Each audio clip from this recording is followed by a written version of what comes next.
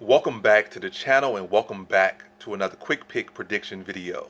In this video, I'll be predicting the lightweight bout between Diego Ferreira versus Gregor Gillespie. So sometimes his name is Carlos Diego Ferreira, sometimes it's Diego Ferreira, but I'm just gonna call him Diego Ferreira because that's just what Tapology's saying right now. But I know him as Carlos Diego Ferreira, but whatever the case is, you got Diego Ferreira versus Gregor Gillespie.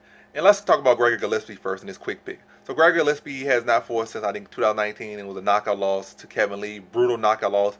Made him a ghost, and he's in Mohammed Full God or whatever the guy's name is. But yeah, Mohammed. Amazing gifts. I mean, not amazing gifts, but amazing animation, comedy on YouTube. Check him out if you already haven't checked him out. Do got like what 300 plus thousand subscribers, so you probably already well know him more than you know me. But again, check that dude out. His stuff is funny. But yeah, put him in the Ghost Squad.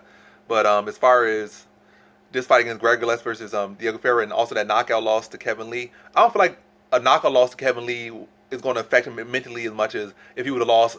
This guy dominated in the wrestling aspect and really dominated every single part. Like Kevin Lee came out there and outboxed him, out wrestled him, and just broke him and dominated from start to finish. I feel like that would have broken him more or met with him more mentally, but I don't feel like this loss necessarily as far as knockout has messed with him mentally. And I believe from interviews I've seen or stuff I overheard, I don't think has been two-faced. He's got caught.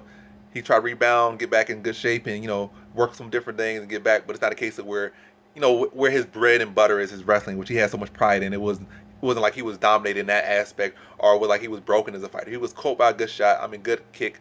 It was lined up well, was timed well, and got knocked out. It happened, but it wasn't a case of where, like I said, it wasn't such a dagger to his manhood or to his pride and butt, which is his wrestling. So brutal. Definitely probably gonna stick around much longer than a wrestling fest loss, but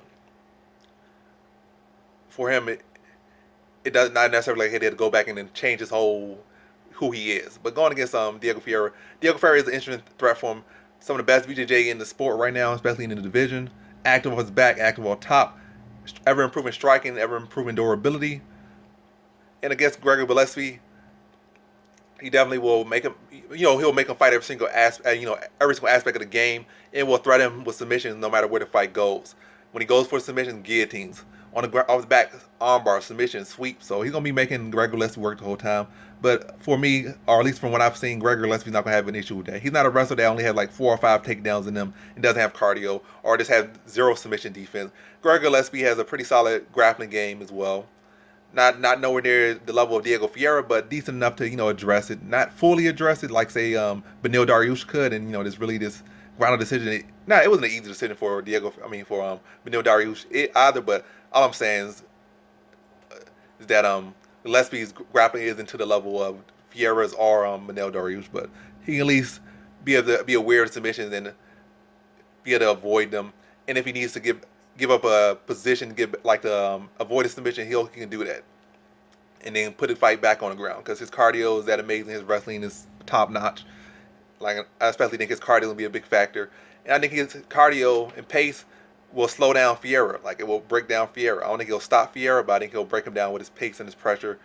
Put him on the back foot, go for takedown attempts, and reshoot. If a submission's there, he'll go back to standing or give up position, and then eventually try to go back to reversing that position.